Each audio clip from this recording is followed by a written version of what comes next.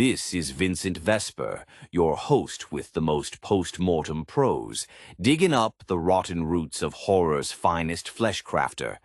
Tonight, we shovel through the life of Tom Savini, the mask maker who turned movie monsters into masterpieces of maggot-worthy mayhem. Grab your plot spade, 'cause we're going 6 feet deep into his bone-chilling backstory. And remember, folks, in this graveyard of glamour, every scar's a story, and every gouge a gravestone epitaph. Born November 3rd, 1946, in the steel-shadowed pits of Pittsburgh, Pennsylvania, like a ghoul rising from the foundry fumes. Little Tommy Savini wasn't content with playground tussles. No, sir. He clawed his way into the family crypt early, inspired by that silver-screen specter, Lon Chaney, the man of 1,000 faces. Picture this, a scrawny lad daubed in boot black and flour, twisting his mug into goblins and ghouls to spook the neighbors.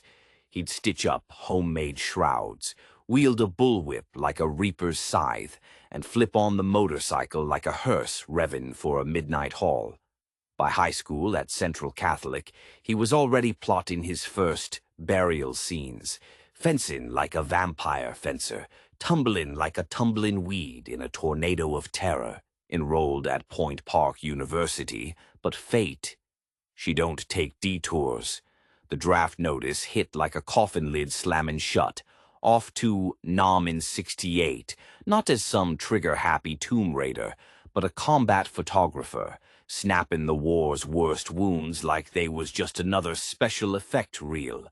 Bullets whizzing like banshees, bombs blooming like black roses. Tom saw the real rot up close, limbs lopped uneven, eyes half-lidded in that eternal dirt nap, jaws slack as a fresh-dug pit.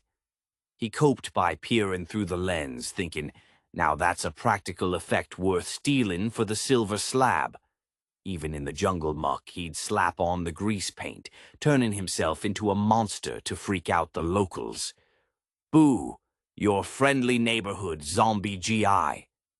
Earned himself a nickname scaring flares and foul, the Duck Slayer, after lighting up a decoy that turned out to be, well, let's just say it was foul play, and he still won't touch duck confit. War etched him deeper than any gravestone chisel, taught him the truth of the trade.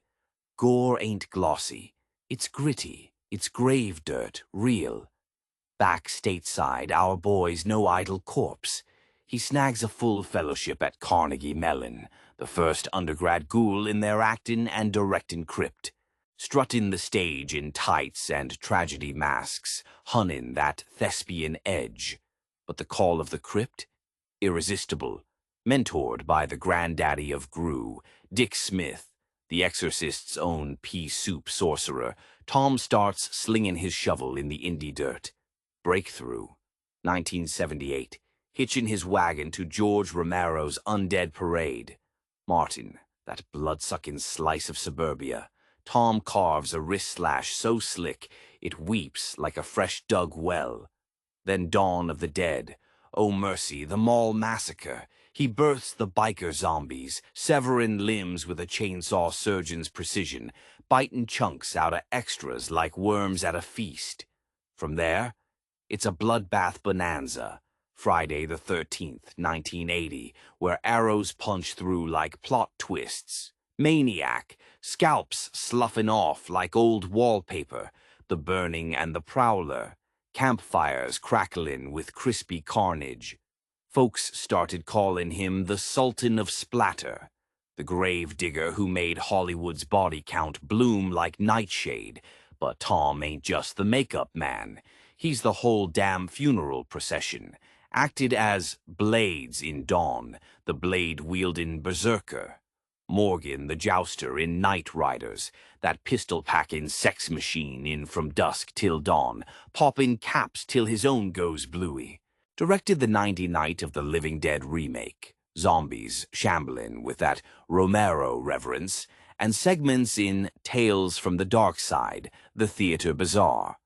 Penned tomes like Grande Illusions, blueprints for budding butchers of the brush, Saturn Awards, piled higher than a potter's field, worked with Argento on Trauma, chainsawed Texas Chainsaw Massacre 2, even killed Jason Voorhees for good in Friday the 13th, the final chapter.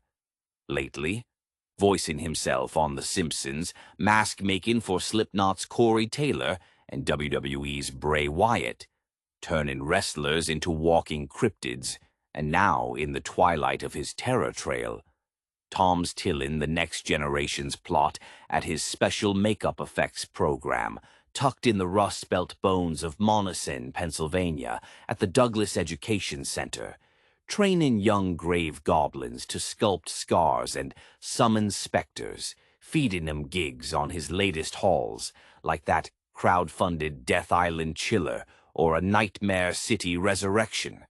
The man's a living legend, folks, still digging, still dripping red, proving that in the end we all rot. But Tom's rot? It's revolutionary. That's the dirt on Tom Savini, my mound mates, from Vietnam's Visceral Vaults to cinema's Splatter Symphony. Tune in next Grave Shift for more unearthed epics. This is Vincent Vesper, signing off from the final resting place. Sleep tight, if you can.